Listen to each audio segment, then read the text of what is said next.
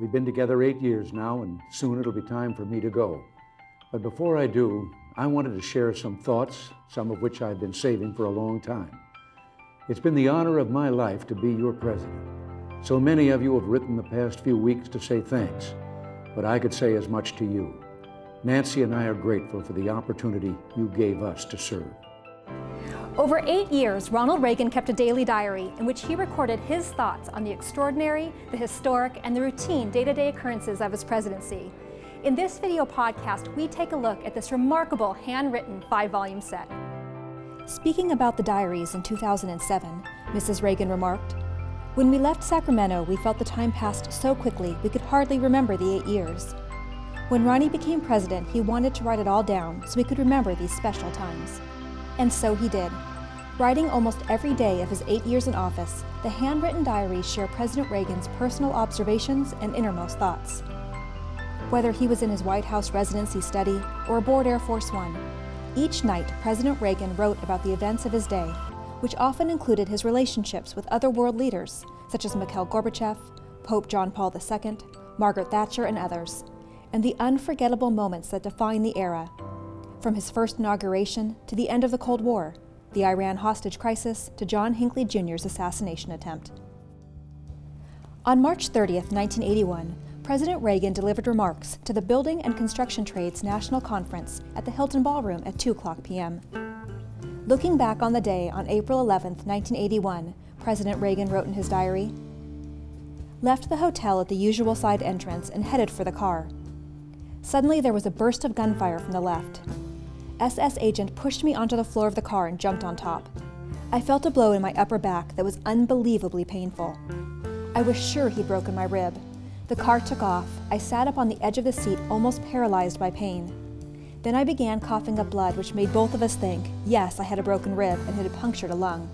He switched orders from WH to Geo Washu Hospital. Writing in his diary about finding out he had actually been shot and had a bullet lodged in his lung, President Reagan wrote, "Getting shot hurts. Still my fear was growing because no matter how hard I tried to breathe, it seemed I was getting less and less air.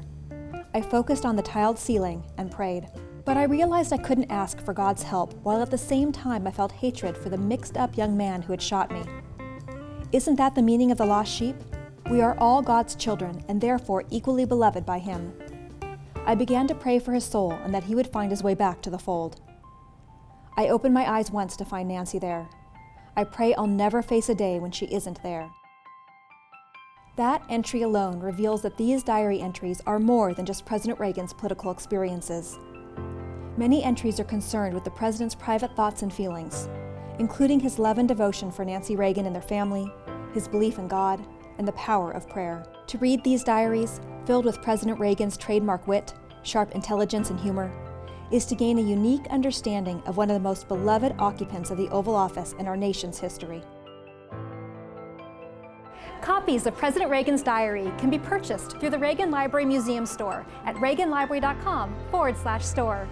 Visitors to the Reagan Library can actually peruse the diary using this kiosk, which is searchable by date and theme. The diaries are also digitized on the Reagan Foundation's website, where you can view not only his daily diary entry, but also key facts from that date in history, as well as his adjoining presidential daily schedule. So we'll close this podcast with a few excerpts from the diary. Writing about meeting with Prime Minister Margaret Thatcher in February 1981, President Reagan said, "I believe a real friendship exists between the PM, her family, and us.